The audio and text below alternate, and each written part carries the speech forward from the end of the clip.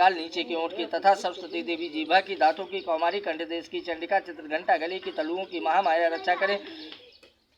कामच्छी ठोड़ी की, श्रमंडल मेरी वाणी की रक्षा करे, भद्रकाली गर्दन की, और धनधारी पीठ के, कंठ के भारी भाग्य की, नलगिरु नलकुबरी कंठ की, नली की, खड़क धारणी दोनों कंधों की, भुजाओं की, वृद्ध धारणी रक्षा करे, डंडिन दोनों हाथों की, अंबिका अंगुलियों की, समस्त नाकों की, शूलेश्वरी कोख की, कुलेश्वरी रक्षा करे, महादेवी दोनों स्तनों की, शोक विनाशनी मेरे मन की, ललिता देवी हृदय की, और शूल धारणी उदर पेट की रक्षा करे, नाभि की, कामनी गोस्थन की, गुहेश्वरी पूतना और कामिका लिंग की, स्त्रियों के होने के साथ पाठ करना चाहिए। महिषावाणी गुट की, कमर की, भगवती गुटियों की, बिंदवासिनी समस्त कामनाओं को पूर्ण करने वाली महाबली देवी जंघों की रक्षा करें, गुठियों के नरसिंगे, पैरों के पृष्ठभाग की, तेजस्वी देवी पांव की, अंगुलियों की, श्रीधारी देवी, तलुओं की, स्थलवासिनी देवी, दृष्ट काली देवी, नाकों के, उद्धव केशनी, केश की, कौमारी, रोमछिंद्रों की, वाक सवारी, तवच की रक्षा करें, रक्त माज वश मास स्थित तथा मेद की पार्वती देवी, कालरात्रि देवी, आतों की, और कुलदेश्वरी, पिता की, पदम कोश की, पच्छवती, शैलेशम की, चूड़ामणि देवी, ज्वालामुखी देवी, नसजल की, और समस्त संधियों की आभेद देवी रक्षा करें, श्री ब्रह्माणी मेरे शुक्रवीर की, क्षेत्र सवारी देवी, छाया की, अहंकार मन बुद्धि की, धर्म धारणी देवी रक्षा करें, प्राण अपना व्यापन उदन और सामान्य वायु को वृद्धंसा देवी, और कल्याण शोभन देवी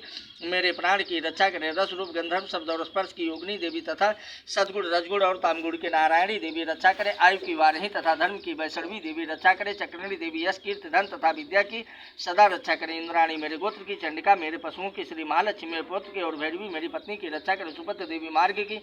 क्षेमाकारी देवी मार्ग में आई हुई विपत्तियों से, महालक्ष्मी दरबार में विजय देवी सभी प्रकार के भयों से मेरी रक्षा करे, यदि कवच में कोई स्थान अच्छा से शेष रह गया हो तो उस स्थान पर पापों का नाश करने वाली जयंती देवी रक्षा करे, अपना कल्याण चाहने वाले मनुष्य को कवच के बिना एक पग भी नहीं चलना चाहिए, क्योंकि कवच से अपनी रक्षा करके वह नित्य जिस जिस स्थान पर जाकर जिस जिस कार्य की इच्छा करता है उस कार्य में वह निश्चय ही सफलता प्राप्त कर लेता है, और वह पुरुष इस पृथ्वी पर अतुलनीय इसको प्राप्त कर लेता है। जिसने यह कवच धारण कर रखा है वह युद्ध में निर्भय होकर विजय को प्राप्त करता है, तीनों लोकों में पूजनीय होता है। यह देवी का कवच देवताओं को भी दुर्लभ है, जो मनुष्य सिद्धिपूर्वक पवित्र होने तो प्रत्येक संध्याओं के समय इस भगवती के पाठ को करता है उसे दैविक काल प्राप्त होती है, और वह तीनों लोकों में कहीं भी पराजित नहीं होता, वह काल मृत्यु से रहित होकर 100 वर्ष तक जीवित रहता है, उसके लूटक विस्फोटक आदि रोग नष्ट हो जाते हैं। अर्थवर जंगलम कृत्रिम विशुद्धि तथा समस्त आभिचरिक प्रयोग यंत्र मंत्र तंत्र आदि जो पृथ्वी पर है तथा भूचर खेचर जलचर प्राणी उपदेशक साथ में उत्पन्न हुए तथा कुछ में उत्पन्न होने वाले रोग संकनी डंकनी आदि नीचे देवता इस कवच को धारण करने से नष्ट हो जाते हैं। अंतरिक्ष में गमन करने वाले महाबलशालिनी